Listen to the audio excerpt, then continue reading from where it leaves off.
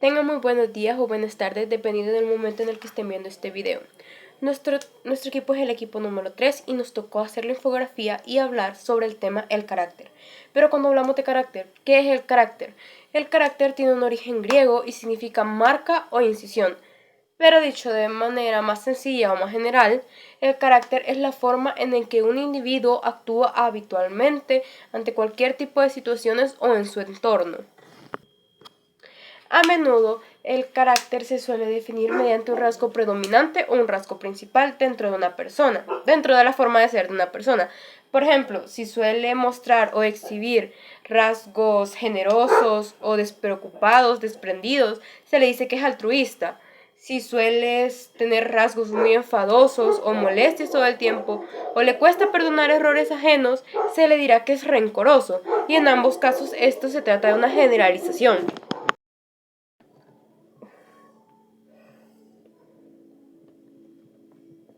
Asimismo, se suele distinguir entre caracteres fuertes o débiles o tener un buen o mal carácter de acuerdo a diferentes rasgos de evaluación.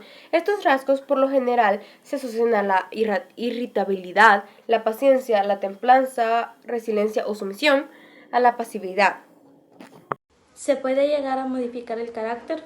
Sí, podemos llegar a modificar nuestro carácter con la experiencia a medida que interactuamos con el medio social.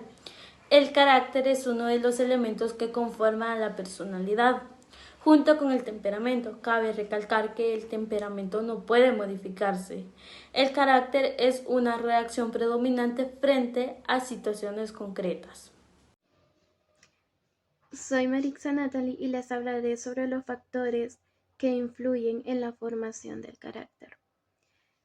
Para empezar, podemos hablar de que la formación del carácter se hace desde que somos niños.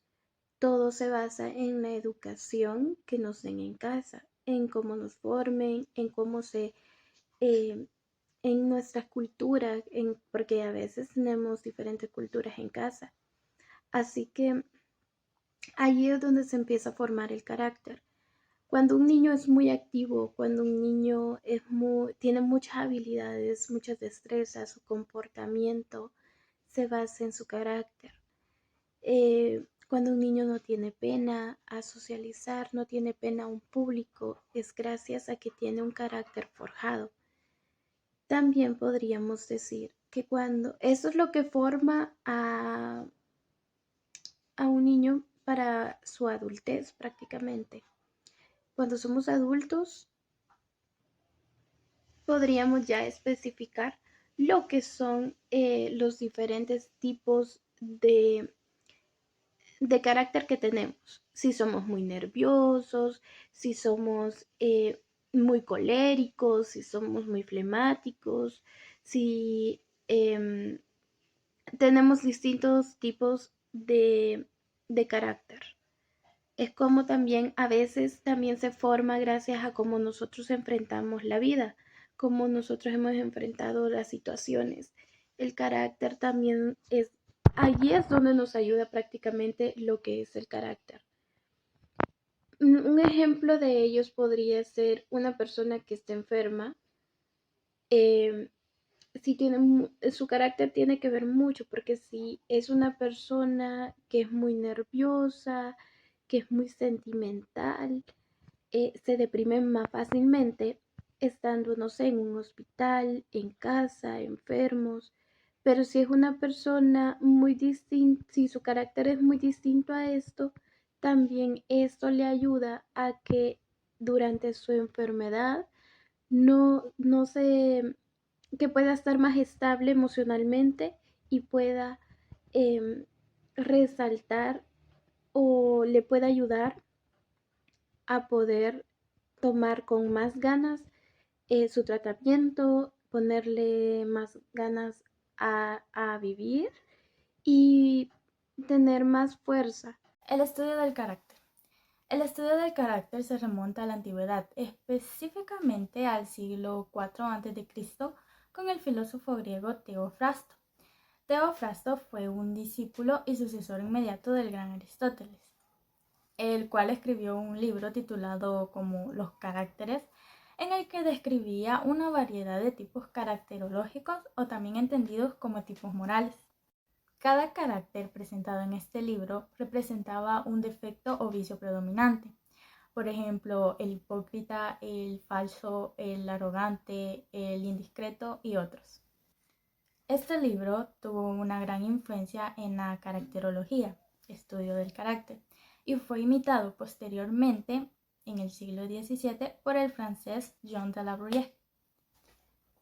Con la llegada del siglo XX, se comenzaron a realizar estudios basados en test psicodiagnósticos y en datos estadísticos, lo que permitió que se elaboraran las primeras tipologías de carácter con fundamentos empíricos. Estas tipologías se basaban en criterios que ahora se relacionan con el aspecto del individuo, como el temperamento.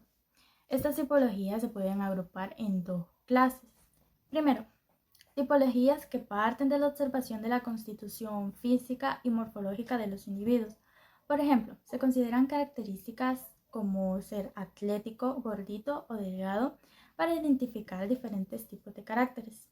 Y segundo, tipologías centradas en la identificación de factores psicológicos dominantes. En resumen, el estudio del carácter se remonta a la antigüedad, pero fue en el siglo XX donde se comenzaron a utilizar métodos más científicos para su estudio. A partir de test psicodiagnósticos y datos estadísticos, se elaboraron las primeras tipologías de caracteres con fundamentos empíricos, centrándose en aspectos físicos, morfológicos y psicológicos del individuo. Ejemplos de carácter. El francés René Licence en 1882 a 1954 estableció una clasificación de los caracteres del ser humano. Para Lee, el carácter es la estructura de las disposiciones que el individuo posee por herencia y que forman parte de su esqueleto mental. De este modo incorpora a la noción de carácter elementos que se consideran parte del temperamento, como la influencia y la herencia genética. La clasificación caracterológica de Licence es el resultado de la combinación de tres propiedades fundamentales del carácter: emotividad, actividad y resonancia. La emotividad es la conmoción que producen los hechos de la vida cotidiana. Los rasgos típicos del individuo emotivo son la inquietud, el cambio brusco de humor y la tendencia a exagerar. Actividad es el impulso a la acción manifestado en el modo en que se reacciona ante un obstáculo. El activo se siente empujado hacia la acción. Por el contrario, el inactivo duda y se desanima con frecuencia. La resonancia es el efecto que las impresiones tienen en el ánimo de las personas. Puede ser primaria si las impresiones tienen efecto en el momento, como ocurre en situaciones muy emotivas, o secundaria si el efecto es posterior a la emoción. Las diversas maneras en las que se combinan estas propiedades surgen 8 tipos de carácter: carácter nervioso, carácter apasionado, carácter clorhídrico, carácter sentimental, carácter sanguíneo, carácter flemático, carácter amorfo y carácter apático.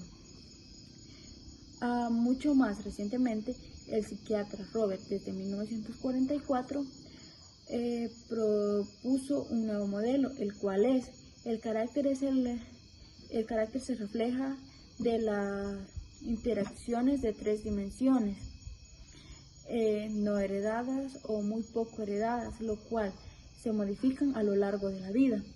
Autodirección es la capacidad de la persona para regular y aceptar su conducta en diferentes situaciones en función de sus propios valores. Cooperación es la capacidad que identifica y colabora con los demás, refleja en el grado que en alguna situación percate